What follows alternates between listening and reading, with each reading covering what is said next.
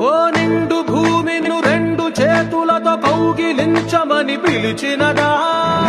పిలుపు వినరా మలుపు కనరా పరుగువై పదపదరా గుండె దాటుకుని పండుగైన కల పసిడి దారులను తెరిచినదా రుణము తీర్చే తరుణమినిరా కిరణమై పదపదరా ఓ